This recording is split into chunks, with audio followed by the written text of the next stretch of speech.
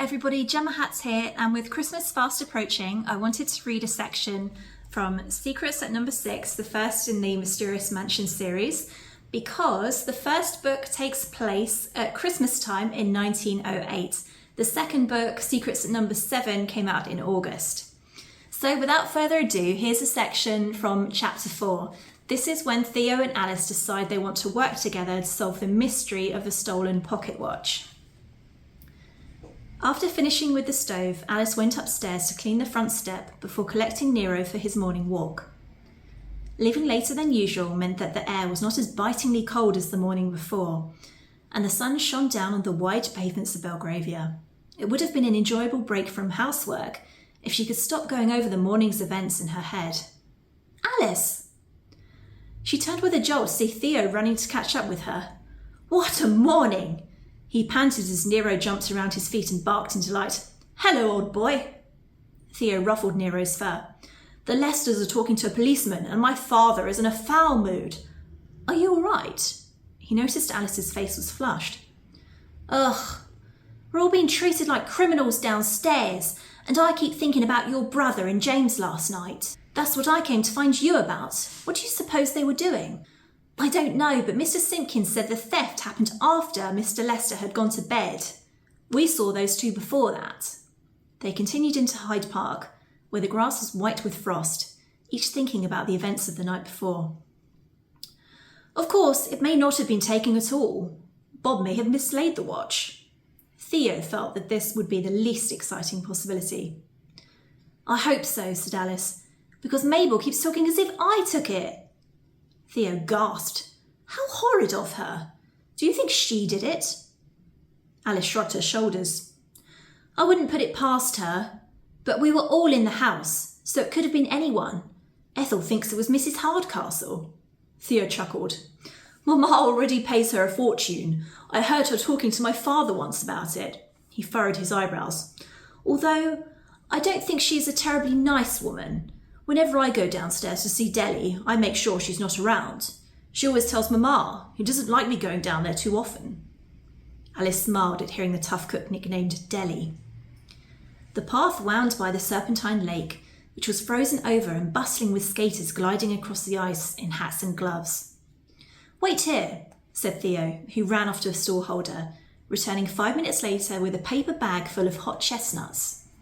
The pair sat on a bench underneath a large oak tree. Nero jumped up to snuggle between them. Alice stared at the chestnuts that Theo had poured into her gloved hand. That's Arthur, said Theo, waving. See that? He nodded to a bicycle with a trailer attached. He rides here all the way from the East End, carrying his roasting pot and all the chestnuts in the back. Oh, said Alice quietly. You're worried, aren't you? Said Theo, turning to the maid. It doesn't matter a jot what Mabel says. She can't get you punished for something you didn't do. Yes, she can, cried Alice. It happens all the time. Alice frowned. Memories of Mrs. Crancher yelling, flooding back into her mind. Theo stared open-mouthed. But you don't mean to say you've got in trouble for something already? You've only been here a day. Alice stood up and sighed. No, I haven't. We'd better get back. Lunch is going to be awful today. Why? What's Delly cooking? Not the food. It's Mrs. Hardcastle and Mabel. You don't know what it's like. Theo walked alongside Alice and Nero, stroking his chin. You're not on your own, Alice. I do know what it's like to be in trouble. And so does Nero. Nero? Alice glanced at the dog, who at that moment barked furiously at a pedestrian walking in the opposite direction along the path. The young man dropped his newspaper in surprise, and Theo rushed to pick it up for him. I'm awfully sorry, sir. Nero, no! The terrier snorted, looking like a grumpy old man, and Theo turned back to Alice. Nero was Ivan's dog when he came to No.6. Alice raised her eyebrows. I know, would you believe it? My uncle bought him as a present for Ivan's 16th birthday. They hated each other instantly. Mamma tried to get John to give him away in the park, but nobody would take him. He gets tremendously misunderstood. Anyway, he was brought back. I begged Mamma to let me keep him, and she agreed, as long as he's only ever seen by the servants and I. That's why he sleeps in the schoolroom. Alice watched as Theo crouched down and fondled Nero's ears. You and I are both exiles, aren't we, old chap? The terrier's temper vanished and he licked the boy's hands. Theo looked up at Alice.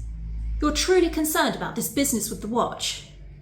Alice nodded, warming her hands inside her pockets. My mum and dad were so proud of me for getting this job, especially after what I went through. I mean, working so hard for it.